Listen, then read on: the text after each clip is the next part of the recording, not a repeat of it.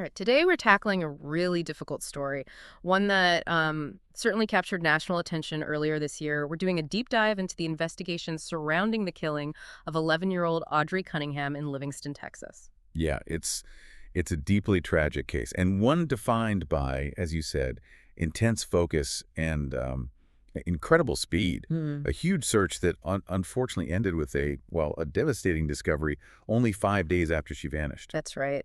And for our deep dive today, we're working from a single, very detailed source. It's essentially a comprehensive compilation, looks like based heavily on news reports and official statements covering the facts, the timeline, the accused's background, and the formal charges that came later. Exactly. It pulls together the core information available publicly. So our mission for you, the listener, is to take all this compiled information and really distill it. We want to build a clear chronological picture of what happened. Understand the key events, obviously, but also that really unsettling connection between Audrii and the man accused.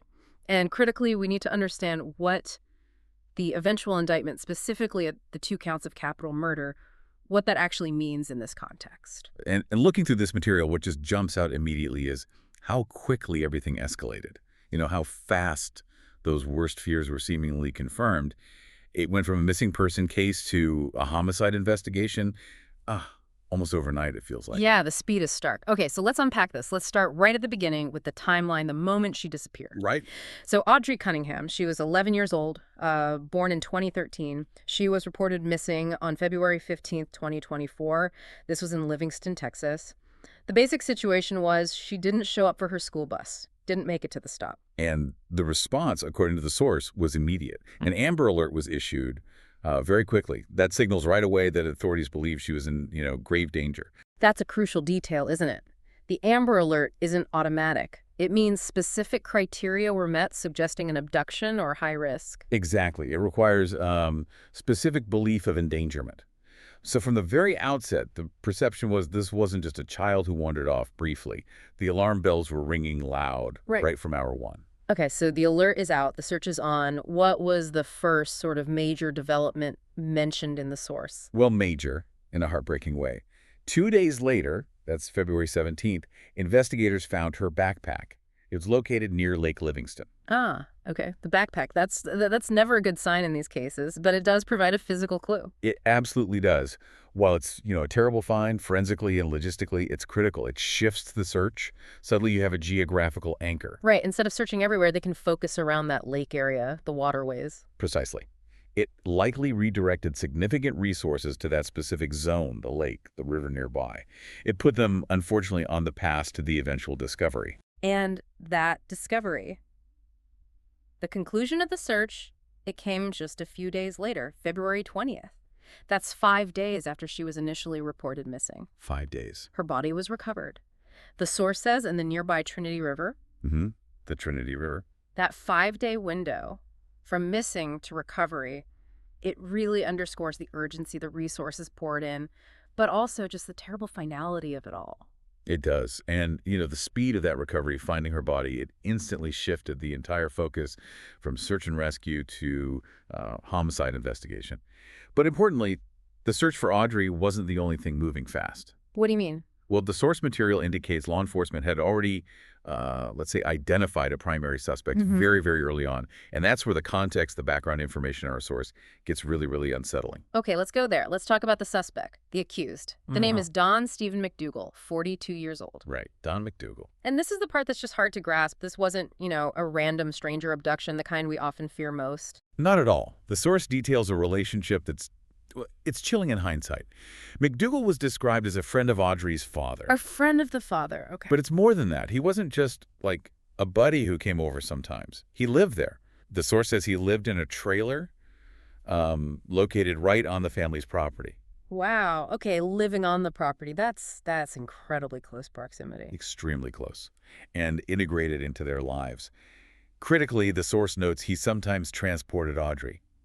He would drive her to the bus stop. The same bus stop she never reached on February 15th. The very same one. So you have this established routine, this level of almost implied trust or responsibility that makes the alleged betrayal just Devastating. Absolutely. Now, you mentioned things move fast with him as a suspect. Let's look at the timeline in the source regarding his arrest. This is interesting. It is. McDougal was actually taken into custody on February 16th. February 16th. Wait, that's the day after she was reported missing. One day after. But her body wasn't found until February 20th. So he was arrested before they found her. Yes. And initially, the source clarifies it wasn't for murder. He was arrested on an unrelated charge of aggravated assault. Aggravated assault. So they likely suspected his involvement in the disappearance very early on, maybe based on inconsistencies in his story or perhaps some early evidence, and they used the assault charge to hold him. That's almost certainly the scenario points to, yes. Yeah. Law enforcement often uses existing warrants or develops probable cause for a separate offense to detain a person they strongly suspect in a major crime, especially while they're actively gathering evidence for the bigger charge. So the assault charge was essentially a holding mechanism while they built the case related to Audrei's disappearance. It appears that way. The formal murder charge, according to the source, only came after her body was discovered in the Trinity River on the 20th. But the fact they arrested him within, what, 24 hours? It suggests they had strong indicators pointing his way almost immediately. Maybe he couldn't account for his time, maybe something about his vehicle. We don't know the specifics from this source, but they zeroed in fast. Okay, and the source material doesn't just stop at the timeline of the arrest. It provides quite a bit of detail about McDougal's past, his criminal history. Yes, and this is a significant factor in understanding the context here. The source outlines a lengthy criminal record in Texas, stretching back nearly 2 decades, basically from 2003 right up until this arrest. And what kind of offenses are we talking about? It wasn't minor stuff. The record described includes previous charges for assault, theft, possession of methamphetamine, and, most disturbingly, a prior charge for child molestation. Child molestation, okay, that is obviously extremely relevant given the victim in this case. Highly relevant. And the source notes that for that specific child molestation charge, he was sentenced to 2 years in prison. So, a documented history involving a crime against a child. When you have someone like that living on the property, yeah, you can see why law enforcement's focus would snap to him almost instantly when the child goes missing. Absolutely. It changes the entire risk assessment for investigators. And there's another timing detail here that's quite chilling. What's that? His most recent prison sentence, which was apparently 2 years for unauthorized use of a vehicle, he completed that sentence and was released relatively recently, September 2022. September 2022. So he was out of prison and living back on the family's property for, what, a little over a year, maybe 16, 17 months before Audrey disappeared. Roughly, yes. Just over a year back in that environment. Wow. Okay. The source also mentions something about a Facebook post. It does briefly note that before his arrest, McDougal apparently posted on Facebook proclaiming his innocence, saying he was not guilty. And his current status? Currently in custody. Held without bail, which, signifies the extreme gravity of the charges he's facing. Right. No bail suggests the court sees him as a flight risk or a danger, or both, given the charges. Almost certainly both in a case like this. So you have the initial arrest, this deeply troubling history, and that really sets the stage for the formal charges that follow the autopsy results. Okay, yeah, let's transition to part 3 then. The legal aftermath, the formal charges. After Audrei's body was recovered, the immediate next step, forensically, would be the autopsy. Correct. Determining the precise cause of death is paramount for the investigation and prosecution. And what did the autopsy find, according to the source? The findings were stark. The autopsy determined that Audrey died as a result of homicidal violence, including blunt head trauma. Homicidal violence, blunt head trauma, that's a very specific and violent finding. It is.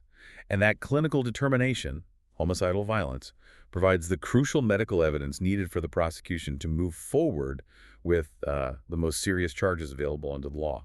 And we saw that escalation happen fairly quickly, right? The source says he was initially charged with murder on February 20th, the same day her body was found. Yes, the initial charge was murder. But the legal process continued. The case went to a grand jury, and on April 22nd, the indictment came down. And it wasn't just for murder. Right. This is the key point we wanted to unpack. The indictment was for 2 counts of capital murder. 2 counts. Capital murder. That's a very specific and significant legal step, especially in Texas. Okay, so explain that for us and for the listener. Why 2 counts? What's the significance of capital murder versus just murder? And why charge him twice for the death of one person? Okay, so capital murder in Texas is the most serious homicide charge. It's reserved for specific circumstances defined by law, and it's the only charge for which the death penalty can be sought, though life without parole is also a potential sentence. So it automatically elevates the stakes. Massively. Now, why 2 counts? Often this reflects different legal theories or pathways to prove capital murder based on the evidence. Texas law allows a capital murder charge if a murder occurs during the commission of another specific felony, things like kidnapping, robbery, sexual assault. Okay, so one count might allege, say, murder in the course of kidnapping Audrii. Exactly. That's one possibility. The other common basis for capital murder in Texas, and almost certainly relevant here, is the murder of a child under a certain age. I believe it's under 15 now in Texas statute, previously 10. Audrii was 11, so that fits. It fits. So the second count likely alleges capital murder based specifically on the victim's age. I see. So by filing 2 separate counts of capital murder, the prosecution is essentially giving themselves 2 distinct legal arguments to make to the jury. They're saying, we believe he committed murder while kidnapping her, and we believe he committed murder against a child, and either one, if proven, could support a capital murder conviction. Precisely. It's a strategy to ensure they have the strongest possible case for that highest charge. It signals maximum legal intensity. They're telling the court, the defense, and the public that they believe the evidence, the timeline, his presence, his history, the autopsy finding of blunt head trauma meets the very high burden of proof required for capital murder under Texas law. It shows they are pursuing the most severe punishment possible right from the indictment stage. Absolutely. Now, amid all this legal maneuvering and investigation, the source does mention the human side, the community's grief. Yes, it notes a memorial service was held for Audrii on March 2nd. A necessary moment, I imagine, for the family and the community to mourn, separate from the cold processes of the justice system that were just beginning to ramp up. A really difficult balance in these situations. Always. So, reflecting on all this detailed and, frankly, very grim narrative from the source material, what are the key takeaways for you, the learner, processing this? I think it really underscores the critical importance of context, especially the context provided by a suspect's known history, particularly when that history involves the same type of vulnerability, in this case, crimes against children. Right. That history seems to have been a major factor in how quickly things moved. It seems undeniable. Yeah. The rapid focus on McDougal, his swift arrest even before the body was found, the immediate escalation to murder charges, and then the high-stakes indictment on 2 counts of capital murder.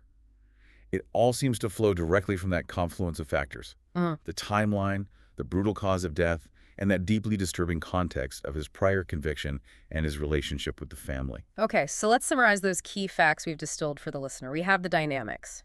The accused wasn't a stranger, but a friend of the father, living right there on the property, sometimes involved in her routine like driving her to the bus stop. The proximity and access. We have the timeline. A rapid 5-day period from her reported disappearance to the recovery of her body. The terrible speed of it.